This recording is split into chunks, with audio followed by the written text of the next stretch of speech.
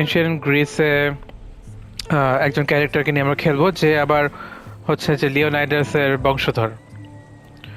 তো ওভারঅল আমি যদি বলি যে অ্যাসাসিনস ক্রিড ওডিসি খুব ভালো একটা গেম। অরিজিনসও খুব ভালো ছিল, অ্যাসাসিনস ক্রিড ওডিসিও খুব ভালো। যদিও এটা ঠিক অ্যাসাসিনস ক্রিড গেমগুলো যেরকম হয়ে আগে ছিল, যে একটা অ্যাসাসিনসদের গ্রুপ থাকে, তাদের কিছু টার্গেট থাকে, সেই রকম না। কারণ অডিসি যে সময়কার খেলা, ওই সময় তখনও আসলে অ্যাসাসিনস ক্রিড গড়ে ওঠে নাই।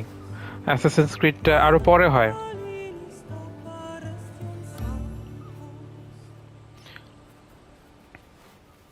কিন্তু তবুও থ্যাঙ্কফুলি এই গেমটা হওয়ার জন্য আমরা এনশিয়েন্ট যে গ্রিস, সেটার আমরা অনেক কিছুই দেখতে পারি আমরা এই গেমের মাধ্যমে।